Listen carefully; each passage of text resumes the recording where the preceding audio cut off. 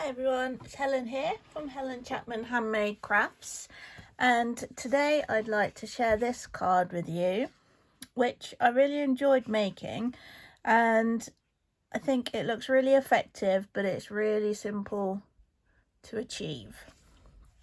It's one of the Stampin Up colour challenges that they're putting out each week at the moment to keep everyone stamping. And it's Early Espresso, Coastal Cabana, Pretty Peacock and Crumb Cake. I decided to use the Sailing Home stamp set with the coordinating smooth sailing dies. And first of all, it's a Early Espresso card base, and this measures 14.9 by 21 centimeters. And I've scored it at 10.5 centimeters along the long edge. We can fold and burnish that. Now, the main card layer is a piece of the shimmery white cardstock. Can't quite tell whether the camera is picking that up or not, but I think it adds a really nice touch to this watery sort of feel, having that extra shimmer and shine. The sea sky type background is created with the Coastal Cabana and the Pretty Peacock inks and a sponge brayer. We'll start with the Coastal Cabana. I'll just pop the sample to one side for now. And as you've probably heard me mention before, when you're using your sponge brayers, firstly try to keep one sponge per colour. Obviously not like the 50 Stampin' Up colours or whatever. That would take up a lot of space. But more like a red, a green, a blue, a purple, that sort of thing. You can kind of rub some of the excess ink off. You can kind of give them a bit of a rinse, but it's just a lot easier if you keep the same sort of colours to each sponge. Now, don't just rub backwards and forwards because you're only going to be covering one portion of your sponge. So push your sponge through the pad, and it's only really light pressure that you need because we can build up more colour if we need it. Starting off of the cardstock and just applying the colour. And you can repeat this as many times as you want to build up the intensity of colour that you're looking for. And of course, if you need to, you can go back to the ink pad and pick up a bit more colour. But I think for me, that's enough of the Coastal Cabana. We're going to move on to the Pretty Peacock. I'm just going to flip that around. I think this colour's fabulous. I really, really love it. I'm still struggling to work out what is my favourite of the ink colours from last year. And we're about to get a new set. I have to make a decision all over again. Okay, same again. Starting off the cardstock and applying your ink.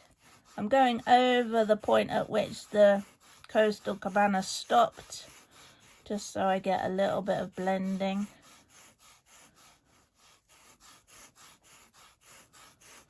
I'm going to pick up a little bit more of that.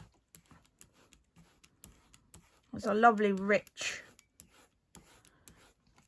bluey green, so I want to make sure that we can tell that. I want to build up quite a bit of that And you can see they blend really nicely. And I want to just go a little bit stronger still.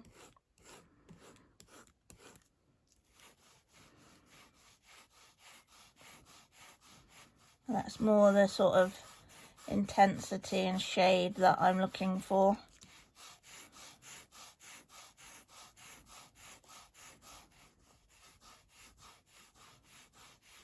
Perfect. Okay, now I've also created this kind of bleaching effect on the background there, and I've done that using one of the Stampin Spritzers, which look like this. I've filled that with water, and I'm just going to grab my trusty tea towel just to make sure that the water's primed through. And it's always nice each time just to remind yourself of the kind of intensity of the spray, just so that you know that it's what you're looking for. And then just from above the cardstock, I'm going to give that a bit of a spritz. And again, with my trusty crafting tea towel, I'm going to lift some of that ink off. And obviously the closer you go to the cardstock, the bigger the blobs of water, if you like, and the further away you spray, it's going to be more of a mist. You can see there's some nice big blobs now.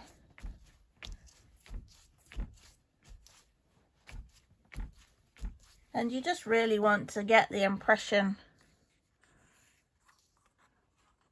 of kind of a watery scene. I think I want a little bit more bleaching over this side.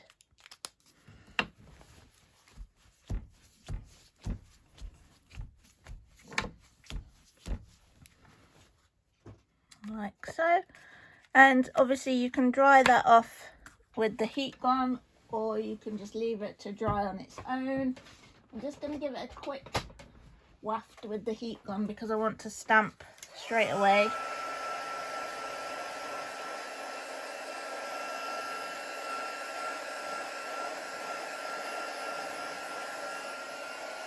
I would normally leave it to dry naturally, but I want to get the rest of the stamping done.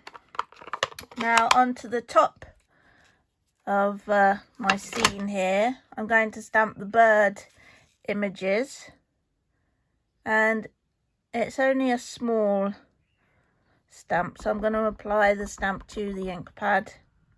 Now this is why I don't normally apply the stamp to the ink pad, but rather do it vice versa, is because you tend to, well, I think, to be honest, different people find that different approaches work better for them. For me, I find this happens less when I take the ink to the stamp and more when I take the stamp to the ink. But I think it's a lot of it is about the angle that you kind of apply the stamp to the pad, or vice versa. I've just wiped a little bit of that off just to try and prevent any major disasters. A few seconds of pressure. Okay, and just repeating a couple of those up towards the top to create my scene. And then we can pop that onto the card base that we've already cut. A little bit of multi-purpose liquid glue just around the edge there. Pop that straight on and line it up.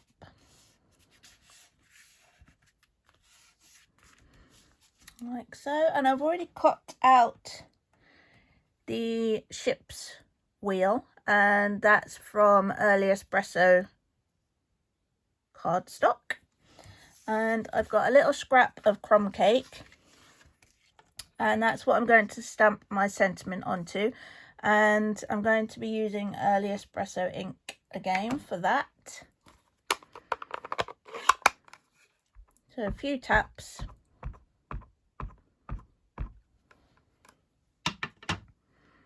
And you can stamp that. A few seconds of pressure. There we go.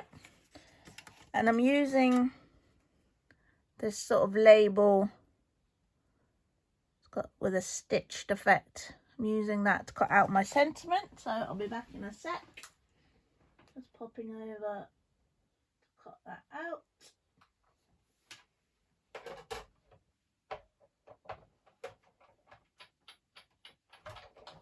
So there'll be a little bit of whirring.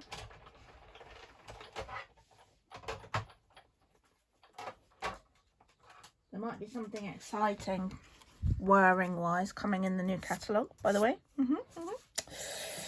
Say no more. Can you guess?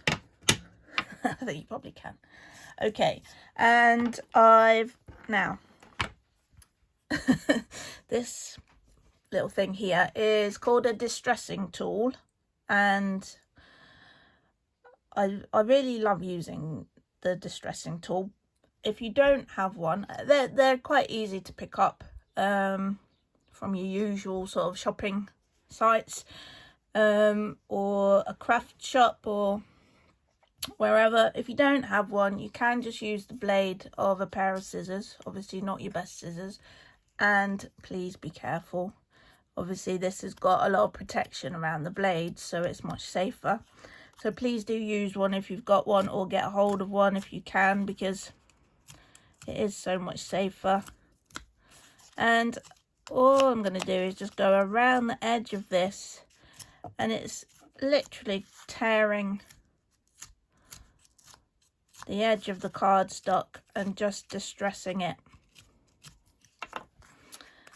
So you still get the kind of shape of the die cut, but it's got that real distressed look, and I normally like to give it a bit of a crumple as well, for want of a better word.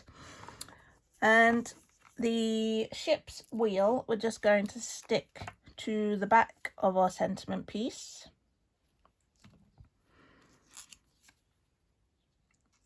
Making sure that you've still got plenty of that showing above. Then a few dobs of the multi-purpose liquid glue, and then it's up to you really whether you want to kind of flatten that back out by pressing down again, and you'll still see obviously the creases and the distressing, or if you prefer you can apply the glue more strategically to the backs of the creased bits and just stick those down so that you get more dimension and texture from it. So in this case I'm not going to press down at all on these two sections here, because I want them to stand out and provide that extra texture and dimension for me. Okay, so there's our sample, there's today's card. Really quite simple, but I think it's got a sort of quite artistic look to it. It's nice for a men's card maybe. It's nice for someone that does like sailing, but also, you know, this sentiment is very apt for people that are maybe taking on a new challenge, a new job, going to university, traveling the world, whatever it may be. It's a really useful sentiment. I hope you've enjoyed watching this video. If you have, please give it a thumbs up, and if you haven't already, subscribe to my channel. There's a blog post for this card as well, which will have some more close-up images and a little bit more detail, but it also contains links if you should wish to purchase any of the products that I've used today, or in fact any current Stampin' Up products. If you do have a love of paper craft and card making, and you would like to make your hobby pay for itself, maybe earn a few extra pounds, or even just get a discount off Stampin' Up products, do consider the starter kit. If you've got an order to place and it's starting to get anywhere near the £100 mark, I know that's a large amount, but you know, if you've got a birthday or something coming up and people want to give you money towards something, then the best value is in the starter kit. So take a look at my website, papercraftlive.com, and there's a join my team section, and you can read all about the starter kit and all about becoming a demonstrator, be that as a business or just as a hobby, to get the discount. If you've got any questions, do contact me. There's a contact form on the website as well. I'd be more than happy to try and answer your questions, and super happy to welcome you to my team. All right, thanks for watching, and I hope to see you soon. Bye for now.